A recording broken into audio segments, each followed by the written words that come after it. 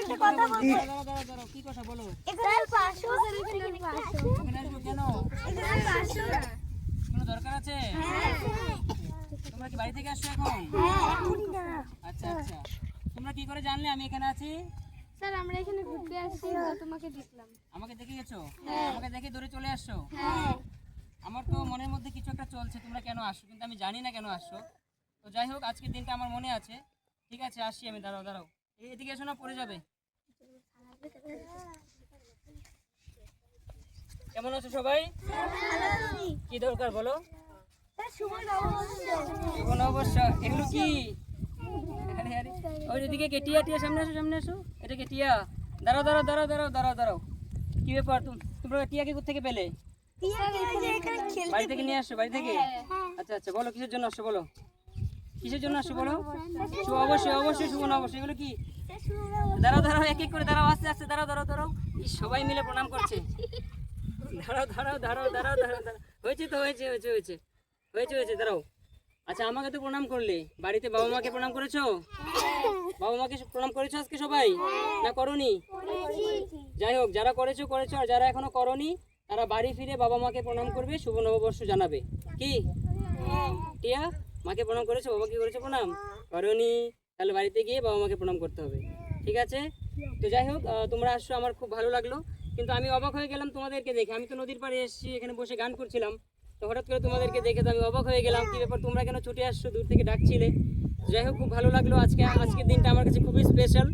জানি না, হয়তো হয়তো আগের জন্মে কোনো ভালো কাজ করেছিলাম, হয়তো এর জন্য তোমাদের মতো স্টুডেন্ট পেলাম যারা আমাকে এতটা সম্মান দিল।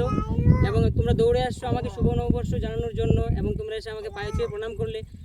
এটা আমার কাছে অনেক বড় পাওয়া। আমি আশা করছি তোমরা খুব ভালো থাকবে এবং সবাইকে খুব রেসপেক্ট করবে। শুধু আমাকে টিচার বলে প্রণাম নয়, বাড়িতে যারা তোমাদের বড়রা আছেন তাদেরকে অবশ্যই শ্রদ্ধা করবে, অনেক সম্মান করবে। ঠিক আছে? আর বড়দের কথা মেনে চলবে, মা বাবার কথা মেনে চলবে। কি সবাই? কি তাই তো? আর তুলে বলো দেখি, সবাই মানবে তো?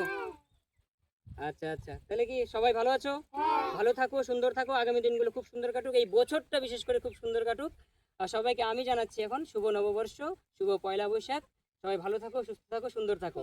যাই হোক, ওখানে যে আমার ক্যামেরাম্যান আছে তাকে আমি খুব ধন্যবাদ জানাবো। আমি এখানে আসছিলাম কিছুক্ষণ নদীর পাড়ে সময় কাটানোর জন্য।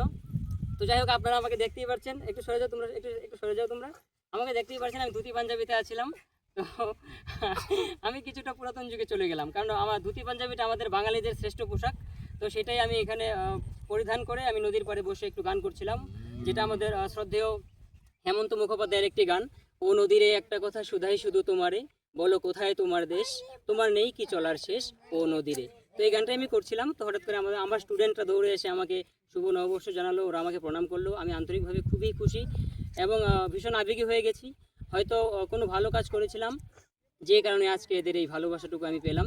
তো সবাইকে আমি জানাচ্ছি শুভ নববর্ষ। আপনারা যারা যেখান থেকে এই ভিডিওটি দেখছেন, ভালো লাগলে অবশ্যই লাইক, কমেন্ট এবং শেয়ার করবেন। এবং ছোট ছোট আমার যারা স্টুডেন্ট আছো, ক্যামেরার ওপারে যারা আছো, তাদেরকে জানাচ্ছি শুভ নববর্ষ। তোমরা তোমাদের টিচারদেরকে এইভাবে আজকের দিনটাতে শ্রদ্ধা জানাও। আর শুধু আজকের দিন নয়, যতদিন তোমরা আছো এই পৃথিবীতে, ততদিনই গুরুজনদেরকে শ্রদ্ধা করবে। শিক্ষক মহাশয় এবং শিক্ষিকাদের তোমরা অবশ্যই অনেক শ্রদ্ধা করবে।